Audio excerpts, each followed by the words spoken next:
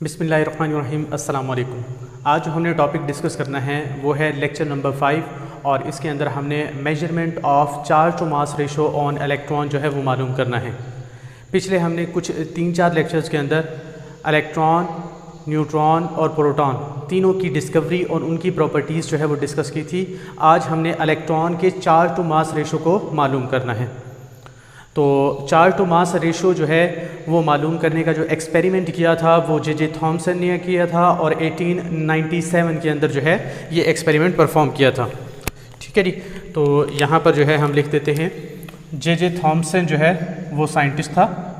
जे Thomson, Joseph John Thomson जो है उसने 1897 के अंदर इस एक्सपेरिमेंट को परफॉर्म किया था और उसने चार्ज टू मास रेशो जो है वो मालूम की थी।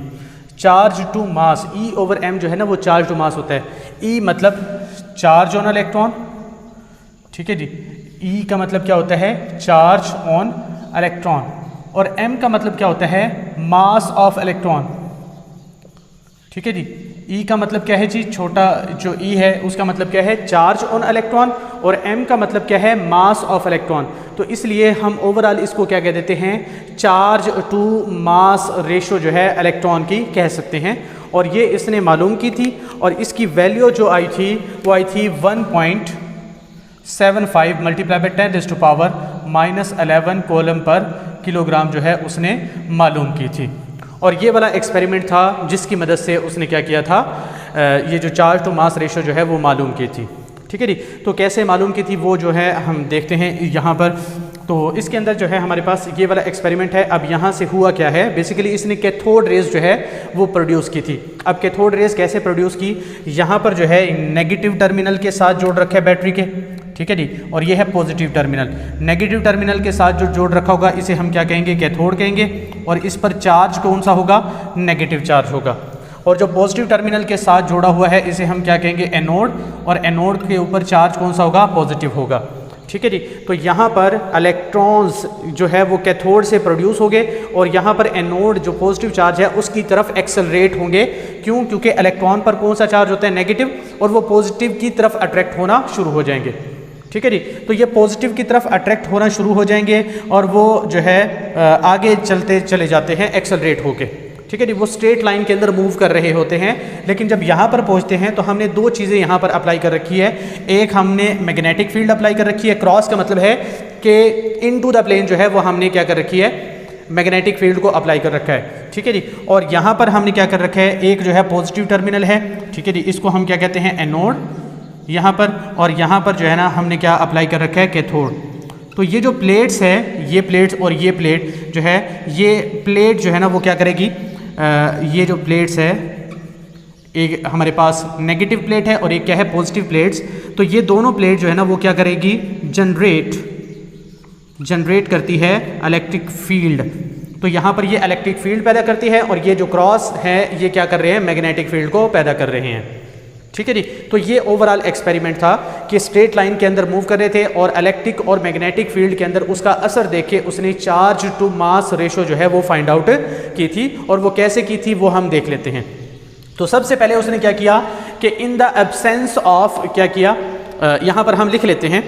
तो कौन कौन से पॉइंट्स आएंगे इसके अंदर? पहला पॉइंट क्या है जी? In the absence of electric and magnetic field. कोई भी चीज़ हमने अप्लाई नहीं की। In the absence of magnetic field and electric field. तो जब हम मैग्नेटिक फील्ड और इलेक्ट्रिक फील्ड अप्लाई नहीं करेंगे, मतलब उसने अप्लाई नहीं किया, तो कोई भी असर नहीं होगा उसके ऊपर। और जो कैथोड रे है वो सीधी गुजर के और कहाँ पर चली जाती है? वो पॉइंट 1 पर जाके गिर जाती है, ठीक है जी। वो कहाँ पर गिरती है? पॉइंट 1 पर। तो पॉइंट 1 जो है उस पर जाके गिरेगी। उसके बाद उसने क्या किया? इन the presence of electric field, सिर्फ इलेक्ट्रिक फील्ड अप्लाई की। अब इलेक्ट्रिक फील्ड के अंदर अगर आप देखेंगे तो ऊपर जो है वो पॉजिटिव प्लेट है और नीचे की तरफ क्या है? नेगेटिव प्लेट है। अब इलेक्ट्रॉन्स पर कौन सा चार्ज होता है? नेगेटिव। तो नेगेटिव जो है वो पॉजिटिव प्लेट की तरफ अट्रैक्ट हो जाएगा और वो एनोड की तरफ झुकता हुआ और वो कहाँ पर गिरेगा? पॉइंट नंबर 2 पर गिरेगा, ठीक है जी। तो दूसरा पॉइंट है जी in the presence of in the presence of electric field. जब हम इलेक्ट्रिक फील्ड अप्लाई करते हैं तो क्या होता है, वो ऊपर की तरफ पॉजिटिव प्लेट की तरफ झुके और पॉइंट नंबर 2 पर गिर जाता है। तो पॉइंट नंबर यहाँ पर क्या आ जाएगा, 2 आ जाएगा। ठीक है जी। और जब वो क्या करता है, मैग्नेटिक फील्ड अप्लाई करता है, तो मैग्नेटिक फील्ड की वजह से अब कोई भी चार्ज पार्टिकल, मैंने कैथोड रेज की प्रॉपर्टीज़ में भी बताया था, डिस्कवरी के अंदर आई थिंक बताया था कि कोई भी चार्ज पार्टिकल को मैग्नेटिक फील्ड में से गुजारते हैं तो वो क्या होता है, सेमी सर्कुलर पाथ के अंदर बेंड होने की कोशिश करता है। तो यहाँ पर भी ये सर्कल के अंदर बेंड होने की कोशिश करेगा और ये जो है ना कहाँ पर जाके गिर जाता है, पॉइंट नंबर 3 पर कैथोड रेज जो है वो जाकर गिर जाती है। तो जब हम इन द प्रेजेंस ऑफ क्या करेंगे, इन the presence of magnetic field, in the presence of magnetic field करेंगे तो उस वक्त ये जो कैथोड रे है ये कहाँ जाके गिरेगी, पॉइंट नंबर 3 पर जाके गिरेगी। ठीक है जी, पॉइंट नंबर 3 पे जो है वो जाके गिर जाती है। और फिर लास्ट में उसने क्या किया, इलेक्ट्रिक और मैग्नेटिक फील्ड दोनों अप्लाई कर दी। जब इलेक्ट्रिक और मैग्नेटिक फील्ड दोनों अप्लाई की और इस तरीके से अप्लाई की कि दोनों एक दूसरे को कैंसिल करें। कैसे, अब इलेक्ट्रिक फील्ड ऊपर की तरफ लेके जा रही है, मैग्नेटिक फील्ड नीचे की तरफ लेके जा रही है। अब दोनों इस तरीके से उसने अप्लाई की कि दोनों जो है एक दूसरे को क्या करे, कैंसिल करे। और जब कैंसिल करेंगे तो अभी भी कैथोड रे जो है वो सीधी जाके पॉइंट नंबर 1 पर गिर जाती है। तो लास्ट पॉइंट उसने क्या किया, इन द प्रेजेंस ऑफ, ठीक है जी, लास्ट पॉइंट क्या किया, इन द प्रेजेंस ऑफ दोनों चीज़ें, electric field and magnetic field, दोनों चीज़ें उसने अप्लाई की। और अब फिर दोबारा जो कैथोड रे है वो सीधी जाके और पॉइंट नंबर 1 पर जाके गिर जाती है। तो यहाँ पर पॉइंट नंबर 1 आ जाएगा। ठीक है जी, पॉइंट नंबर 1 पर ये गिर जाती है। फिर उसके बाद उसने मैग्नेटिक फील्ड का बता दिया कि 1.75 मल्टीप्लाई बाय 10⁻11 जो है -11 किलोग्राम पर कॉलम होती है। ठीक है जी, यहाँ तक जो है आपका जो टॉपिक है वो कंप्लीट हो जाता है। बाज़ औक़ात बच्चों को थोड़ा सा एक्स्ट्रा जानने की आदत होती है, तो मैं आपको थोड़ा सा एक्स्ट्रा जो है ना E/m वैल्यू जो है उसकी इक्वेशन बनाना सिखा देता हूँ कि वो कैसे इक्वेशन जो है वो बना सकते हैं। ठीक है जी, अगर किसी को जाननी है तो ठीक है, अगर नहीं जाननी तो यहाँ तक वीडियो जो है आपका टॉपिक कंप्लीट हो गया है। नेक्स्ट जो टॉपिक आएगा वो चार्ज जो है मालूम करना, मिलिकन आयल ड्रॉप मेथड की मदद से हम मालूम करना सीखेंगे और मास मालूम करना भी सीखेंगे। ठीक है जी, यहाँ तक टॉपिक कंप्लीट हो गया। अब हम इक्वेशन देख लेते हैं कि इक्वेशन क्या होगी। तो HEV इज इक्वल टू क्या होता है, mv²/r, ये वाली इक्वेशन होती है हमारे पास। ठीक है जी, ये है क्या इक्वेशन, हमारे पास ये मैग्नेटिक फील्ड अप्लाई करने की वजह से उस पर जो फोर्स अप्लाई हुई है, कौन सी, जब उसको बेंड कर रहे हैं, क्या कर रहे हैं, उसको सेमी सर्कल पाथ में बेंड कर रहे हैं, तो ये मैग्नेटिक फील्ड की फोर्स होती है।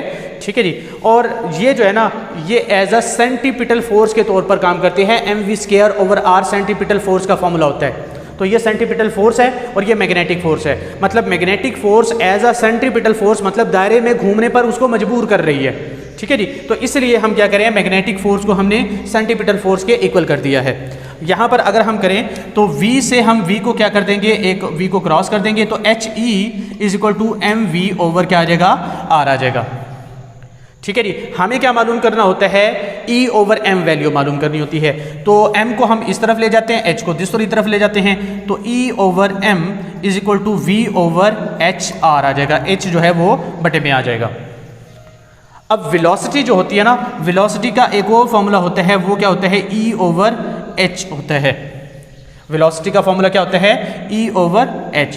अब ये वाला जो फॉर्मूला है वेलोसिटी का, हम इस इक्वेशन के अंदर पुट करते हैं, तो क्या आ जाएगा, E/m इज इक्वल टू क्या आ जाएगा हमारे पास, velocity E/h divided by HR।